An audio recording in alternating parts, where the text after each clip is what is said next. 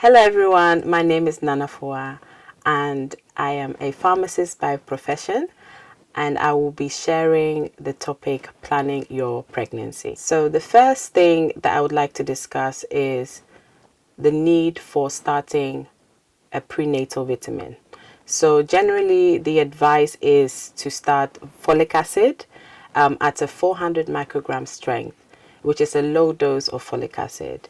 Now the reason why this is advised to take is to avoid or prevent the likelihood of your child or your baby developing spina bifida, which is a neural tube defect. And in order to prevent that, it's important that you take this every day up until your 12th week of pregnancy. Now, you can take this at a higher strength. However, this is only for those people who fall under the category of the following. So it could be that you've had a family history, or even the biological parent of the baby may have had a family history of neural tube defect. Then it could be that you're on anti-epileptic medication or a diabetic. Such people would have to take the 5 milligram strength, which is the highest strength of folic acid. So if you fall under these categories of people, it is important that you take the highest strength of folic acid, but most likely your healthcare provider would advise you. Then we move on to stop smoking. Now, it is important that prior to trying for a baby even, and whilst you're pregnant, and even throughout your journey of having a baby really, is to try and stop smoking. The reason is because smoking can affect the following. It can affect premature birth. It can cause low birth weight. It can cause miscarriage. And we really want to avoid these things from happening, and it can also cause SIDS, which is also known as sudden infant death syndrome, or also known as cot death. So please try your utmost best to go for smoking cessation programs, which is made available even at pharmacies, and support is out there in the community to try and stop that. Then we move on to the need to cut out alcohol.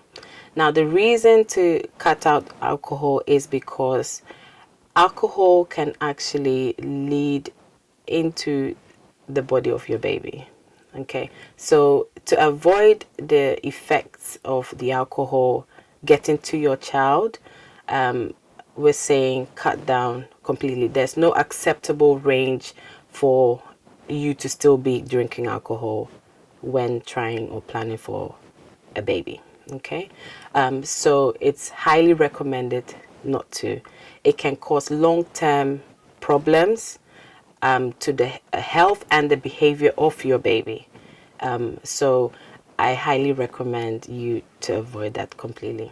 Then we move on to keeping a healthy weight. Now, we have a sort of measure, we call it body mass index, BMI for short.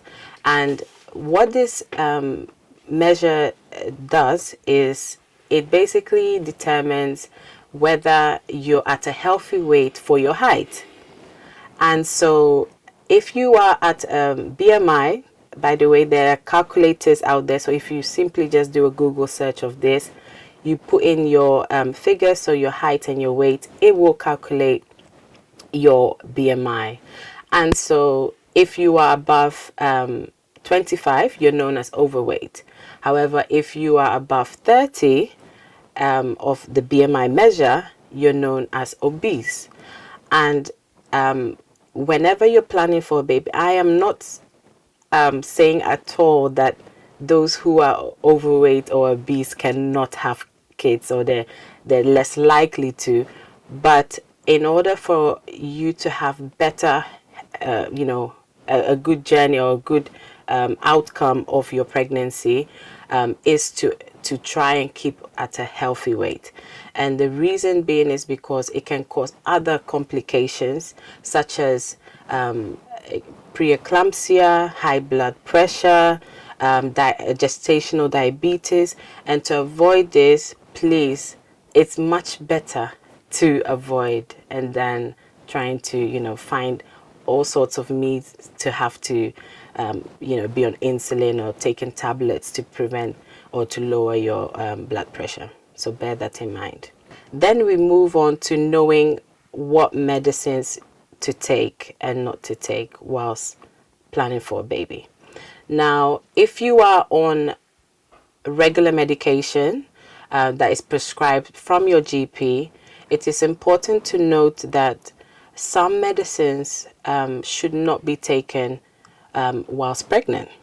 And so it is highly recommended that you have a discussion with your GP as to what the best options are for you in regards to the medication you're taking. It may mean that you may need to be switched on to another alternative or completely stop taking that medication as long as the benefits outweigh the negative. Then we move on to vaccinations and infections. Some infections such as rubella, known as the German measles, can harm the baby if you catch this during pregnancy. In the UK, thankfully, there's been an uptake in the MMR vaccination called measles, mumps, and rubella. Now, you're supposed to have had 2 doses of this, and this, of course, then prevents you from developing any of these diseases. Now, if you haven't had any of these doses of MMR, it is recommended to speak to your GP so that they can look into your vaccination history to see if you are needing a dose. It could be that you've had one, but you're due to have the second one. Please make sure that your vaccination history is up to date as well when you're planning for pregnancy. And whenever you have, say if you're due for a vaccination of MMR, it is recommended that you wait 1 month before you plan for pregnancy. So in that time, contraception is highly recommended. Then we move on to sickle cell and thalassemia. Now, these conditions are blood disorders that are affected in people that have ancestors from Africa, Caribbean, Southeast Asia, the Middle East, and Pakistan. So generally, people that fall in that category that know that they have sickle cell, which is great if you know this, but if you do not know, it is important that you get tested to see if you're possibly a carrier. And that's why it is highly recommended, even generally before you get married, to check what your status is with sickle cell and thalassemia. So it's important you check that as well, because this can equally affect the health of your baby. And it's important that you're well informed before you take that step to plan your pregnancy. Thank you so much for watching, and I hope that this has been a well-informed session for you.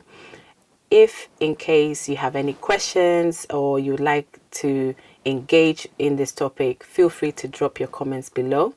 Like, share, and let's grow and glow.